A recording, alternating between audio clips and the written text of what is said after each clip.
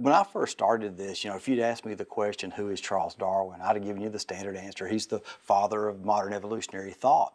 But then the question beyond that is, who is Darwin the man? What events in his life shaped the way he thought? What did he actually think? Without understanding the biographical data, if you just read Origin of the Species or The Descent of Man or summations of all his analyses, it really didn't help me as much. I wanted to know about the man. To evaluate, if you will, his spiritual journey really taught me a lot about how he came to those conclusions ultimately. So I can't separate the events of his life from his conclusions, because the things in my past shape the way I think about the world and the way I analyze things, and the same can be said of Darwin's life. I wanted to know what really happened and what those circumstances really were.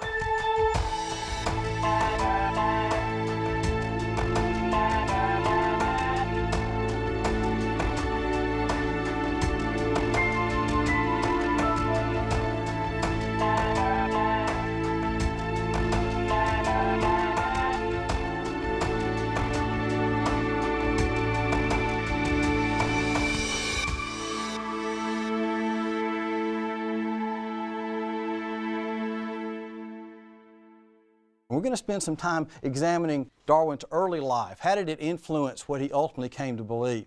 He was born February 12, 1809. For you history buffs, you may recognize that date. That's the same date that Abraham Lincoln was born. And much in the same way that in America we revere the birthplaces and homes of our national leaders, so the same can be said for Darwin in England. He was born in Shrewsbury, England, in a place called the Mount, and it's still preserved to this day. This is a photograph of it as it exists, and this is the plaque on the door of the room where Charles Darwin was born. So instead of George Washington slept here, they say Charles Darwin was born here. So they get as much mileage out of Darwin in England as they can. He was born into a wealthy, leisured class, and by that I mean he never had to dig ditches or chop down trees or roof houses. His family was very established as far as they were very secure financially. They were in the appropriate place in society. They were of the gentry class, if you will. They were very secure. They were very influential politically. As a child, he was christened into the Church of England, which I find kind of fascinating, because if you read the things his father actually wrote and what his father thought about the church and thought about things religious at the time, you'll find that this christening was really more a social issue than a religious issue. It really wasn't an acknowledgement by the family that there was any importance or that they agreed with a dogma or a creed to the church. This was just something that the people in that strata of society did. It was the proper thing to do. His mother took him to the Unitarian Church when he was small, and this is actually the church where Charles Darwin was taken, so much so they have the obligatory sign out front, Charles Darwin worshipped here. What about his family? He actually had a really interesting family. His grandfather, Dr. Erasmus Darwin, was actually quite the rascal in his day. He was a physician, he was a poet, he was what they called a free thinker. We may call him a radical. But he was quite an interesting man. He promoted an evolutionary philosophy. This is something he wrote. I want to see if you find anything vaguely familiar in this. Organic life beneath the shoreless waves was born and nursed in ocean's pearly caves. First forms minute, unseen by spirit glass, move on the mud or pierce the watery mass. These as successive generations bloom, new powers acquire, and larger limbs assume. This was written around 1800. You know, it sounds like I could have read that in my high school biology book just a few years, well, maybe more than a few years ago. But anyway, this sounds a little bit evolutionary to me, doesn't it to you? Well, Dr. Erasmus died in 1802, and Darwin never knew him personally, but he read his poetry, he read his works. He wrote a work called Zoonomia, which Charles was very familiar with in later life, and ultimately did influence him as he started to gather his thoughts and assess the data that he acquired during his voyage later in his life.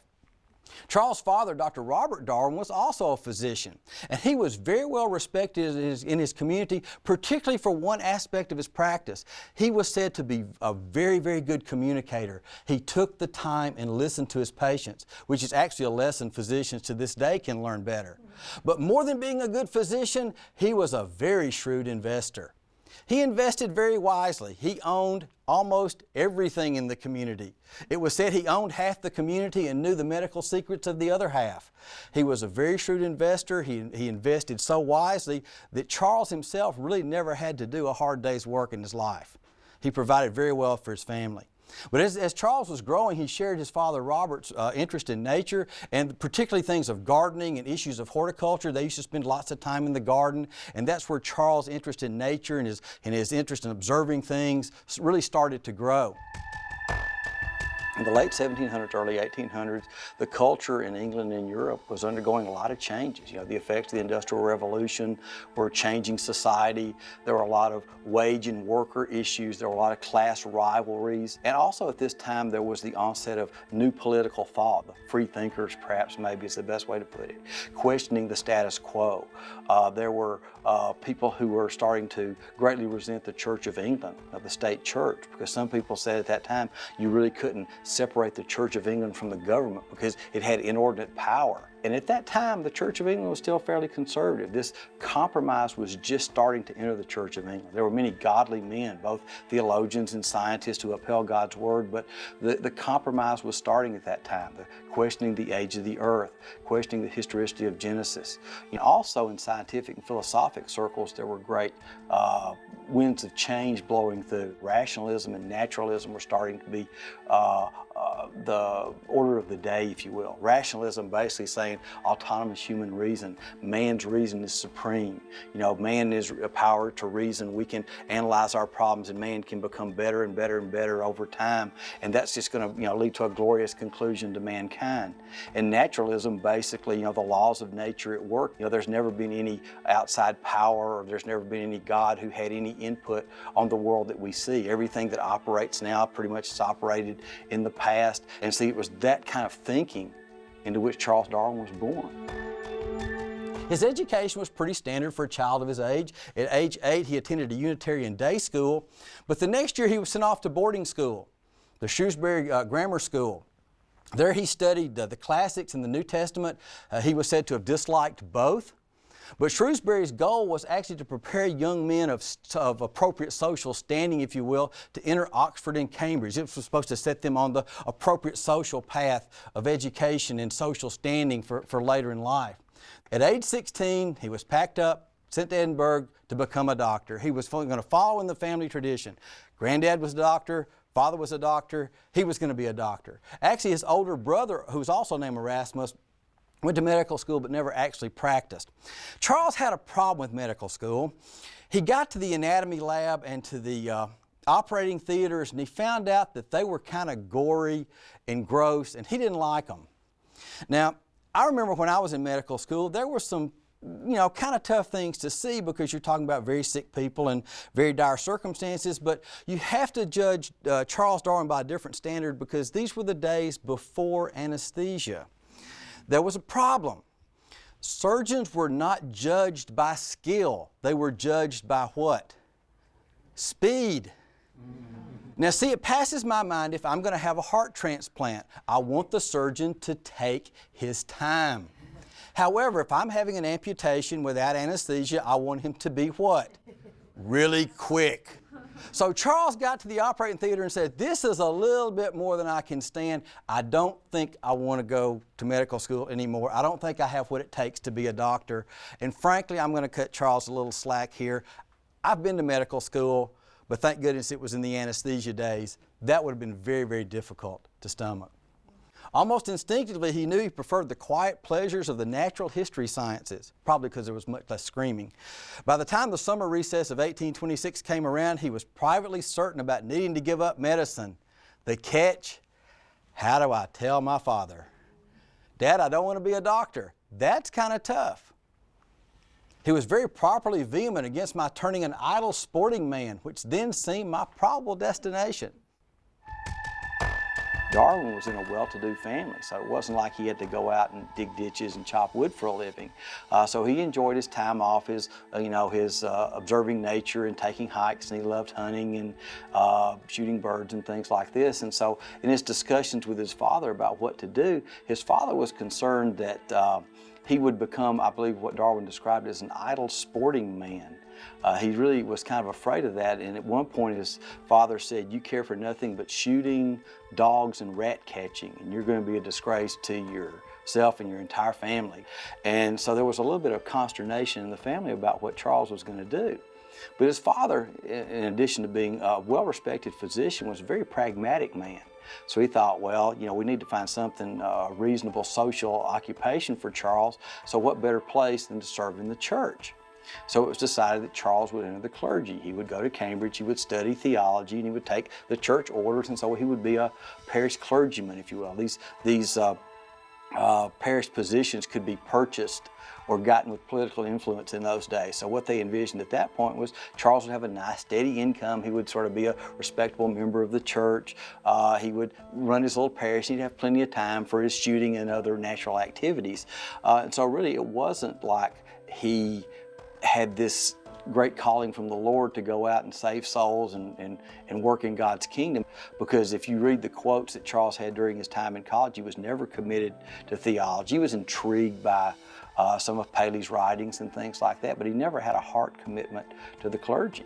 So it was really a way to maintain a respectable social position, have a good income, and not be, shall we say, a disappointment to the family. What did Charles think about it? I asked for some time to consider, as from what little I had heard and thought on the subject, I had scruples about declaring my belief in all the dogmas of the Church of England, though otherwise I liked the thought of being a country clergyman. And as I did not then in the least doubt the strict and literal truth of every word of the Bible, I soon persuaded myself that our creed must be fully accepted. It never struck me how illogical it was to say that I believed in what I could not understand and what is in fact unintelligible. Again, do you see any level of commitment? There's an intellectual assent to some of this stuff may be true, but it wasn't like I would want my pastor to be on fire for the Lord. This was a very pragmatic social decision. During his time at Cambridge, his interest centered more on botany and beetles than theology. He got really interested in collecting things and collecting bugs and beetles, which to me is kind of disquieting, but he really was fascinated particularly by beetles. But he never really got caught up in this purpose, this sense of commitment that you needed to be an adequate clergyman. Is that just my opinion? No, I'm going to recount a conversation that he had. Darwin asked Herbert, who was one of his friends, whether he really felt inwardly moved by the Holy Spirit to enter the church. When the bishop put the question to him in the ordination service, what would he reply? No, answered Herbert, he could not say he felt moved. Darwin chimed in, neither can I, and therefore I cannot take the orders. He could not assent to the orders of the church. So even though he was studying to be a clergyman, he said, I can't commit myself to this. This is not something I feel led to do. So here's a problem. Medicine wasn't for me. Studied to be a clergyman, but I really don't feel compelled to take church orders. What do I do with myself? Well, as luck would have it in his life, a letter soon arrived. Would he like an ocean voyage? Would he like a voyage of a couple of years going and studying things in a foreign land? He said, why not? He was invited to join the company of the HMS Beagle. The ship was actually supposed to be like a 2-year voyage. It ended up being closer to a 5-year voyage. It lasted from December 1831 until October of 1836. The purpose of the voyage initially was to conduct surveys along the coast of South America. They're so-called hydrographic studies. Because you remember England at this time had a great navy. There's a lot of seagoing commerce. And what they wanted was analysis of the shorelines and the harbors and the reefs and the different currents and tides. They wanted a good analysis of this area because it would aid them in shipping and commerce. And that was the purpose of the voyage. The ship was commanded by Captain Robert Fitzroy, who had a problem. He was going to be on this boat with a lot of sailors for a long time. But see, due to the social differences and the social system at the time, plus just the constraints of military order and discipline, he couldn't just sit down and have his meals with the ordinary seamen. He couldn't, sit around and play cards or do whatever they would do for recreation. He couldn't socialize with these men. He had to have a gentleman companion. Thus, Darwin joined the expedition basically to be Captain Fitzroy's companion. On a ship for 5 years, I could imagine there would be times I would get tense with just about anybody, and he and Captain Fitzroy did have their moments. There were some discussions about slavery and other issues where there were some sort of contentious moments, but for the most part, they got along well on the boat. They enjoyed each other's company, but there was a problem. Captain Fitzroy was what we would now call a young earth creationist, if you will. And over the voyage, Darwin did not necessarily share these views. Now, in later years, Captain Fitzroy had serious reservations about Darwin's ideas. He was afterwards very indignant with me for having published so unorthodox a book for he became very religious, as the origin of species. When Darwin finally published his observation and coalesced his ideas, Captain Fitzroy was not too crazy about this whole concept, so much so that this was said. I shall never forget the meeting of the combined sections of the British Association when at Oxford in 1860, where Admiral Fitzroy expressed his sorrows for having given you the opportunity of collecting facts for such a shocking theory as yours. Later on, he actually regretted taking Darwin on the voyage because it allowed him to make the observations that ultimately led to what Captain Fitzroy said is an unbiblical, unscriptural idea. One of the curious aspects of this is before they went on board the boat, Captain Fitzroy gave Darwin a copy of the book Principles of Geology by Lyell, which was the first in a multi-volume set about the geology of the world, arguing for a concept called uniformitarianism, or the long ages. So here you've got Darwin more and more accepting the long ages, a uniformitarian geological view of the things he was seeing, and here's Captain Fitzroy, who's a young Earth creationist. So there were some unique aspects to that relationship. While on board, Darwin read the first 2 volumes of the book Principles of Geology by Charles Lyell. Charles Lyell was the man who's probably given the most credit for developing this concept of what's called uniformitarianism, the millions of years idea. His idea was the same processes are going on in the present, same rates as going on in the present, what accounts for everything we see in the past. The present's the key to the past, if you will. Darwin spent 39 months on land, 18 months at sea. And something that the average person does not understand about these voyages, the majority of Darwin's observations were geologic rather than zoologic. Well, what do we know Darwin for? Yeah, natural selection, origin of the species, evolution, all his observations, if you will, about biological issues. But the vast majority of his writings on the Beagle were geologic. He wrote 1,383 pages in his journal on geologic issues and only 368 pages on zoologic issues. And that is surprising to most people. Actually, as I researched this, it was surprising to me. He was more captivated by the geology of South America than the biology of South America. Lyell's book had a huge impact on Darwin because, again, it argues for uniformitarianism. You know, the present's the key to the past. The geologic processes we see today have operated the same way in the past, and that's how we have the different formations and the strata and the upheavals and all the different physical aspects of the surface of the earth that we see. And so as he reported those things, and he would send these reports back to England during the stopovers for the boat, the people in England became very excited because they couldn't wait for Darwin to get back and report these things about the geology that he'd seen. But see, all his geologic observations were ultimately based on the concept of long ages because he became so captivated with that. Certainly from his early studies in geology in school with Sedgwick and some of the professors that he dealt with there, but primarily through the writings of Lyell. His best known observations were from where? The Galapagos, the islands about 600 miles west of Ecuador. Here they are, little tiny islands. He was only there for a few weeks. But what's surprising to people is he didn't really go to the Galapagos and have what we call a eureka moment. He didn't go, wow, I've got it figured out. You know what he was doing? He was collecting specimens. All throughout his voyages, all throughout the 5 years of the voyages, he was collecting specimens, trying to prepare them, pack them, crate them. He was sending them back to England. He was taking notes, but he didn't have time to sit down and go through these things in great detail. He was only on the Galapagos for a few weeks. He packed up all these specimens, particularly the finch specimens and things, shipped them back to England. It wasn't until years later that he really understood what even some of these specimens were. So it wasn't like he got there, saw the turtles or saw the finches and said, wow, I've got this idea. It was something that sort of, shall we say, grew and grew and grew over the years after he returned from his voyage. For example, when he sent these samples back, when he came back to England, he didn't all the time sit down and go through the samples himself. He would farm some of these samples out to the other learned men that he had come to know, whether they were fossil samples or plant samples or different kinds of things, to the people who were more expert in that area. For example, there was a man named John Gould, who was an ornithologist, who actually did most of the research and observations on the bird specimens from the Galapagos. Darwin had actually misclassified some of these specimens, which I can understand. He was in a hurry. He thought maybe one of these was a wren or something. Turned out there were different kinds of finches, and Gould identified the different beak configurations, and this led to a lot of Darwin's later ideas about the variation, but see, it wasn't like Darwin made the primary analysis while he was on the island. These observations were made much, much later. But what did he actually think while he was on the boat? What was his spiritual condition? While on board the Beagle, I was quite orthodox, but I'd gradually come by this time to see that the Old Testament, from its manifestly false history of the world, was no more to be trusted than the sacred books of the Hindus or the beliefs of any barbarian. Okay, he's in his mid-20s, he's on the boat. He said the Old Testament is a manifestly false history of the world. It's no more to be believed than any other sacred book. It's no better than any other book. What would I say about the history in the Old Testament here? It's the true history of the universe. It's the true history of the world. What did Darwin say? It's a manifestly false history of the world.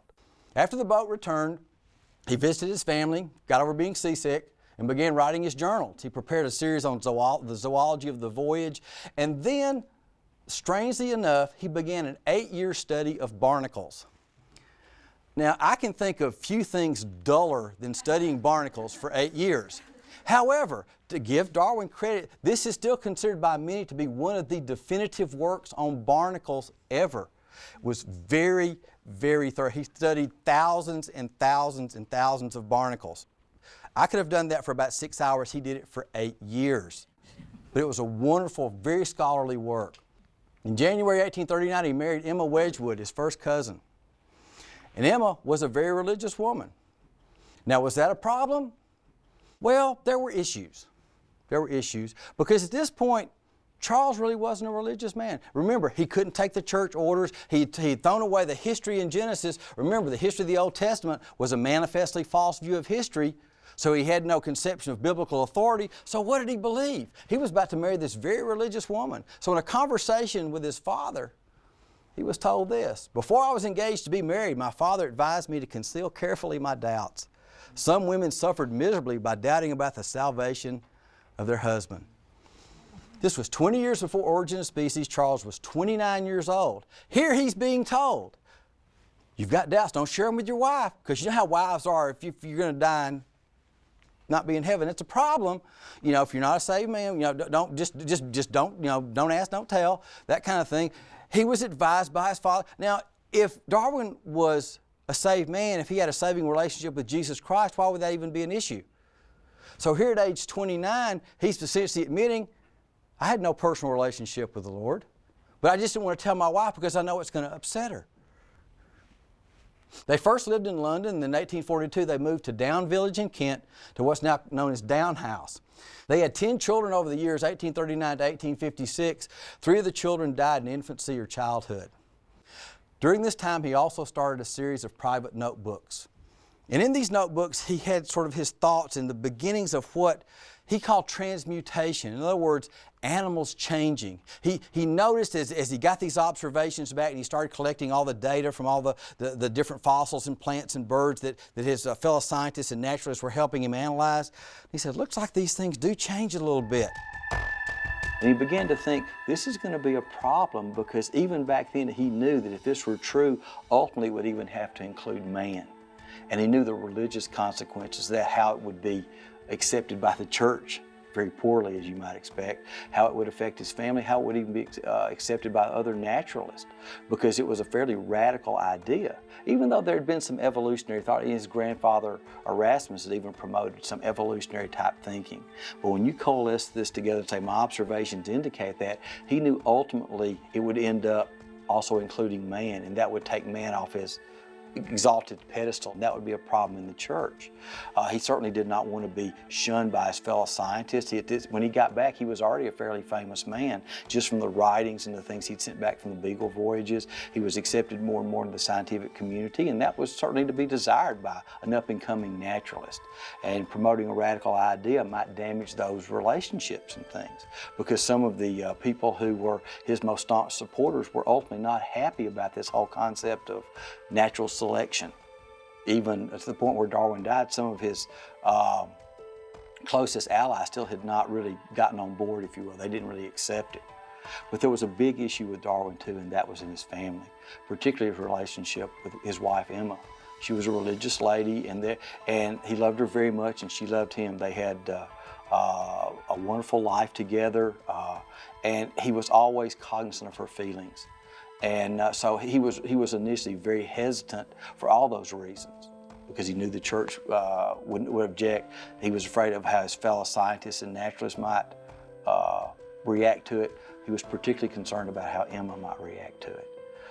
So he did struggle with these issues. It wasn't like he was out to destroy Christianity or that he was a God hater, things that we've heard about Darwin, which are just not true. But he knew the ultimate consequences. Even at the formative stages, he knew deep down, if this plays out like I think it might, the ultimate end point is going to be man. And that's going to be a real issue. He was very hesitant to publish this for many, many years. You know why? He was afraid of how it was going to be accepted. How were his fellow naturalists going to accept it? How was the church going to accept it? How was his family going to accept it? He knew, even at the fledgling stages of this thought process, what the ultimate outcome could be. And he knew it was not going to be well accepted. Over time, he did begin to discuss his idea with friends. His closest confidants said, "What do you think about this? I've got this idea." He would give them short excerpts from the journal to look at. "What do you think? What do you think?" And in this intellectual circle, it began to be better accepted. They began to say, "Well, this is not unreasonable." And again, you're not talking about people who accepted Genesis as real history. You're talking about people who by that time had accepted the compromise. That the Old Testament's a manifestly false history. We got here through natural processes. This whole concept of rationalism and naturalism had taken over, and that's the framework upon which they analyzed all this data, if you will. In the mid-late 1850s, he began to correspond with a gentleman named Alfred Russel Wallace, who was a naturalist who at the time was in the Pacific area and was sending back lots of observations. And Wallace was actually honored to be corresponding with Darwin. Darwin was, by that time, a very well-known, very well-respected naturalist. And then Wallace submitted some papers to the scientific societies in England. And one of his papers proposed a process which was very suspiciously like Darwin's natural selection ideas. And this was a concern for Darwin because, remember, in scientific circles, the person that proposes the idea first gets the credit. And to be fair, there were some differences, and Darwin had made his ideas known to his colleagues over the previous few years, but this ultimately pushed Darwin to make a public presentation of his ideas. So it was really, at that point, he had no choice because Wallace's observations ultimately could have led him to the same conclusion. And if Darwin hadn't gone ahead at that point, he had 15 years of work into this at this point, or possibly more, and he had to do something. Darwin went to his friends and said, "You know, I've been working on this for years, but here's Wallace's ideas. What do I do with this? What do I do with this information?" So basically, this was the idea they came up with. On July 1st, 1858, Darwin's views were first presented publicly sort of as a co-idea or co-authored, if you will, between Darwin and Wallace. But guess who got top billing? Darwin. Wallace, throughout his life, was surprisingly collegial about this and accepted this pretty much without a fight. But this is where Darwin's ideas first went public. November 22nd, 1859, On the Origin of Species by Means of Natural Selection or the Preservation of Favored Races and the Struggle for Life went on sale to the public. In 1866, the term survival of the fittest was coined by Herbert Spencer. That term was actually not in The Origin of the Species. This was when the term actually came to be into popular use. In 1871, the book The Descent of Man and Selection with Relation to Sex was published, the second of his major works. Now, what was he thinking during this time? I mean, did he know what the consequences of this type of thought? What was this thought process ultimately going to lead to? What was his spiritual condition? What was he thinking? My Descent of Man was published in February 1871. As soon as I had become, in the year 1837 or 1838, convinced that species were mutable productions, I could not avoid the belief that man must come under the same law. 34 years before The Descent of Man was published, he understood what the ultimate outcome of this idea would be. If one kind of creature changed into another kind of creature, and over millions of years things got more complex and more complex and more complex, why would man be any different? He knew 3 decades before where that was going to lead. It was not a new thought to him as these works were published. It wasn't like it came to him later. He knew what the progression was going to be. Although the origin of species, the derivation of any particular species is never discussed, yet I thought it best, in order that no honorable man should accuse me of concealing my views, to add that by the work in question, light would be thrown on the origin of man and his history. Even at the time of origin of species, he was firm in his conviction, he was firm in his understanding that man must fall under the same law of nature. Why was it a problem? Just this. A man who has no assured, never-present belief in the existence of a personal God or of a future existence with retribution and reward can have for the rule of his life, as far as I can see, only to follow those impulses and instincts which are the strongest or which seem to him the best ones. This is what Darwin understood. If there's no God, if there's no Creator, there's no ultimate authority. What's going to control man's behavior? Only those impulses that man himself deems best. So it's not just necessarily a biological progression. The church is going to not understand, or my family's not going to accept it, the naturalists aren't going to accept it because they don't want to accept that man's just the product of evolution or natural selection over millions of years from lower animals. We've got a problem with behavior. We've got a problem with morality. Because if there's no God, if there's no ultimate authority, what controls our behavior? Only our own best impulses. He began his autobiography in 1876, and this was intended to be just a collection of sort of anecdotes and short stories and just sort of scraps of his life that he was going to leave for his children and his family. But after his death, it was published in an abridged version, and then the unabridged version was published. And before the end of his life, he embarked on another study of earthworms, and actually a quite scholarly work on earthworms. He always continued to observe. He was actually a pretty good observer. I would differ with him on some of the conclusions he drew from his observations, but he was quite the thorough observer. Charles Darwin died in 1882 at age 73. Amazingly enough, Charles Darwin was buried in Westminster Abbey. He was buried next to John Herschel, the astronomer, and near the monument to Isaac Newton. This was accomplished because a lot of his close friends had a lot of influence with the politicians of the day, and they made arrangements to have Darwin buried at the Abbey. But was that what Darwin would have wanted? Emma knew that Darwin expected to be buried in Down Churchyard alongside Erasmus, that's his brother Erasmus, and the Darwin's two dead babies, the sweetest place on earth, he had once remarked. There was great disappointment in Down that he was not buried there, agreed Parslow. He loved the place, and we think he would rather have rested there had he been consulted. Parslow was Darwin's butler for many, many years. And they said, if he'd gotten his druthers, he would have just been buried in the churchyard there with his family. Instead, they made a political icon out of him. Amazingly, some religious observers commented on Darwin's noble character. True Christians, an Anglican tabloid urged, far from fearing lest the sacred pavement of the Abbey should cover a secret enemy of the faith, may rejoice in Darwin's burial at Westminster as a visible sign of the reconciliation between faith and science. Wow, this is a great thing. He's brought faith and science together. It's a wonderful thing. This man who's done so much for the church is buried in Westminster Abbey. That's how far in that short a period of time the compromise had reached. Here's a question. Did Charles Darwin recant? Was there a deathbed confession? People will come up and say, isn't it wonderful that Darwin recanted evolution on his deathbed? People have said or accepted the concept that Darwin accepted Jesus Christ or became a Christian on his deathbed, that he said he regretted ever coming up with the idea of evolution. And the historical analysis of that story just doesn't support those conclusions. It's an urban legend in the church. And certainly for me, it's unfortunate that he didn't, because to me that would mean that Darwin closed his eyes in death without a saving knowledge of Jesus Christ, which is the ultimate tragedy.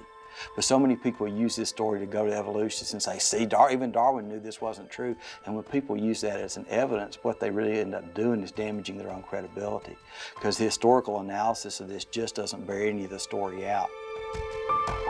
There were a few minor reports within the first few weeks after Darwin died, but the main report that keeps getting promoted, if you will, comes from a story that was published in 1915 in Massachusetts. There was a lady named Lady Hope who was an evangelist in the area near where Darwin lived, near Down, and supposedly she visited Darwin before his death. And she claimed that Darwin was reading the Bible and expressed a lot of regret about his evolutionary theories. And in actuality, it is very likely that she did visit Darwin, but the rest of her story just doesn't hold water. Several people have investigated this very thoroughly and have actually come up with a range of dates where she may have visited Darwin, where certain family members were and weren't there. One of the things that she claimed in her story was he had been bedridden for several months before his death, and that was not true. She visited him apparently in the early autumn, the year before he died. Just a lot of historical inconsistencies. So the story just really doesn't hold up. And to me, the most striking thing is, if the story were true, why did she wait 33 years before telling it? And then she told it in another nation, across the ocean. She told the story in America. Ultimately, Darwin's family has denied the stories from the time of his death up until they passed away. What about Darwin's spiritual journey? I mean, we've talked about the biographical aspects of his life. What did he actually believe? Well, he rejected the arguments of design. When he was in college, he read William Paley's The Evidences of Christianity and Natural Theology. That's where this whole concept of designer was set forth. If you find something, it looks designed, it implies a designer. And originally he felt that those were relatively compelling arguments, I guess, but later in his life he began to reject that. My theology is a simple muddle. I cannot look at the universe as a result of blind chance, yet I can see no evidence of beneficent design, or indeed of design of any kind in the details. Now that's about as muddled as you can be. This cannot be blind chance, but I don't see any evidence of design. I'm trying to think if there's a third option here. I can see why he's a little bit confused. When thus reflecting, I feel compelled to look to a first cause having an intelligent mind in some degree analogous to that of man, and I deserve to be called a theist. This conclusion was strong in my mind about the time, as far as I can remember, when I wrote Origin of Species. And since that time has become very gradually, with many fluctuations, become weaker and weaker. I gradually came to disbelieve in Christianity as a divine revelation. He was fascinated by many things, just the whole philosophical issue of religion. But I think during the course of his life, what he ended up doing was becoming more and more disillusioned, because remember, he'd given up the history in Genesis. On the Beagle, he said he became to accept the history of the Old Testament as a manifestly false history of the world.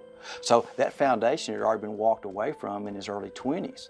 And so as his life went on, as the events of his life unfolded, what he did, he lost more and more and more even intellectual consent to the possibility of Christianity. So it wasn't like he was a Christian and walked away. I've seen that in print. I've heard people in sermons actually make that statement. But if you really look closely at what Charles wrote himself, not what I believe or what somebody, but read the quotes, read the time frame where he made these statements, there really was no heartfelt commitment to Christianity. He was a proponent of the rationalistic thinking of his day. He was certainly a product of his environment. This whole dependence on rationalism and naturalism, he bought into that. He said there's no, divine spark in any of this. He had given up the whole concept of design. So man's reason is supreme. Man's reason is paramount. This is of no effect. It's whatever man thinks is correct. Even human thoughts, Darwin provocatively wrote in his notebook, were little more than secretions from the brain. No more wonderful than inert matter being subject to gravitation. Oh, you materialist, he gleefully sputtered in conclusion. He was almost excited about the process. Even human thought are just chemicals bumping together. So in that viewpoint, what is man? We're Mother Nature's science project, right? We're just chemicals that have bumped together. That's what our thoughts are. They're just chemicals bumping together. Here we go. Although I did not think much about the existence of a personal God until a considerably later period of my life. I didn't think about the existence of a personal God until later? I don't see a lot of evidence that he thought about a personal God very much at all. Nor must we overlook the probability of the constant inculcation and a belief in God on the minds of children, producing so strong and perhaps an inherited effect on their brains not yet fully developed. It would be as difficult for them to throw off their belief in God as for a monkey to throw off its instinctive fear and hatred of a snake. A child believes in God. Why? Because they've been programmed to. Because their mommies and daddies make them. This belief has been inculcated, and all of a sudden it becomes almost an instinctive thing. They can't get rid of concept of God any more than a monkey can throw off its instinctive fear of a snake. That's what he thought. That was his spiritual state at the time. I can indeed hardly see how anyone ought to wish Christianity to be true. For if so, the plain language of the text seems to show that the men who do not believe, and this would include my father, brother, and almost all my best friends, would be everlastingly punished. And this is a damnable doctrine. This was one thing that Darwin wrote that was particularly painful to his wife, Emma. And when his autobiography was first published, this was taken out. It was later in the unabridged version put back in. But this was a little bit of an area of contention between them. But he knew the outcome of his ideas. He knew the ultimate moral outcome of his ideas. But he says, I can't believe Christianity to be true because all these good people I know are going to be everlastingly punished. You know what one part of the equation he consistently left out? The effect of sin. He never acknowledged that there's nobody innocent. And that was a problem. Ultimately, this was the issue. Death and suffering. If there's one thing that troubled Darwin, if there's one thing he was himself inconsistent about, it was the issue of death and suffering. You know, he had a problem with this whole concept of death and suffering. You know, how could the benevolent Christian God allow death and suffering, allow all the horrible things he saw in the world, all this predation that he saw, the disease, all the death, animals ripping each other up, and he never really could reconcile that. And he saw death around him. I mean, he had colleagues, he had people that he knew whose wives died in childbirth, things of that nature. He had a couple of children that died in infancy. His second child, Annie, died when she was young. She had a rather protracted illness and she died, and it was a horrible experience for Darwin. He just couldn't understand how a dear and good child like Annie could have died. But at the same time, he had no real problem with the concept of natural selection being the cause of this death and suffering. He had no problem with natural selection being the driving force in a world where there was a lot of predation and survival of the fittest, things like that. So if God was involved, Darwin had a problem with it. But if natural selection were the causative agent, if you will, he really had no problem with it. He was able to reconcile that, at least in his own mind. So the thing is, he really had the wrong starting point. Now, some claim that Darwin walked away from Christianity when his daughter Annie died. Annie was described as a dear and good child. It was Darwin's second child. She was born in 1841, died in 1851 after a prolonged illness. Now, this is why some Darwin biographers and Darwin apologists want to say he was a Christian up to this point, because he made this statement: I never gave up Christianity till I was 40 years of age. Now, I really cannot see anything in Darwin's writing or his life at any point where he would be a Christian in the biblical sense, where he had a saving knowledge of Jesus Christ. But at 40 years of age, he gave up Christianity. Now, I submit to you that quote means he gave up any intellectual consent to Christianity, that he gave up any intellectual idea that perhaps there's anything truthful in it. This was not a heart issue for him, it was a head issue. And at this point, he may have given it up. But I cannot see anything in his life that would indicate that he was a true Christian in the sense that the Bible requires. At this point, he gave up his intellectual consent. I cannot persuade myself that a beneficent and omnipotent God would have designedly created the Ichneumonidae with the express intention of their feeding within the living bodies of caterpillars, that a cat should play with mice. Look at all these horrible things that go on. How could a benevolent God let all this happen? What kind of wonderful, loving God is this? It may be asked, how can the generally beneficent arrangement of the world be accounted for? Some writers indeed are so much impressed with the amount of suffering in the world that they doubt if we look to all sentient beings whether there is more of misery or of happiness, whether the world as a whole is a good one or a bad one. According to my judgment, happiness decidedly prevails, though this would be very difficult to prove. If the truth of this conclusion be granted, it harmonizes well with the effect which we might expect from natural selection. All sentient beings have been formed so as to enjoy, as a general rule, happiness. I've read this several times and I can't quite figure this out. If God's in charge and there's suffering, that's a bad thing. But as a general rule, as I look at it, according to Darwin, happiness prevails, which is what we might expect from natural selection. Yeah, I'm confused too. if God's in charge and they're suffering, it's bad, but I don't really see that because according to this, happiness prevail. This very old argument from the existence of suffering against the existence of an intelligent first cause seems to me a strong one. Whereas, as just remarked, the presence of much suffering agrees well with the view that all organic beings have been developed through variation and natural selection. Here he says there's suffering, but it's consistent with variation and natural selection, which is what would be required. Survival of the fittest. Strong creatures survive, weak creatures fall by the wayside. But then in the other quote he says, generally it looks like things were designed to be happy. No wonder he considered his theology a simple muddle. Nature's depravity cried out against a noble providence. Good grief, Darwin spurted in the next breath. What a book a devil's chaplain might write on the clumsy, wasteful, blundering, low and hardly cruel works of nature. Now that's an unhappy man right there. There are some days I think Darwin just needed a nap and a hug. How could faith in the holiness of God have arisen amid the death, famine, wars of Semitic tribes? No, Charles insisted, the religious instinct has evolved with society. The primitive Jewish God whose atrocities had lit up hellfires in Christendom could be nothing but a barbaric tyrant. How could a loving God allow death and suffering? And you know, that's a question that still goes on today. We get that question all the time. The world throws that at us. Hey, Christian, how could your loving God allow death and suffering? How could these things be so? This loving God, what about children starving in Africa? What about all these horrible things? What about shootings? What about school violence? Christian, you're inconsistent.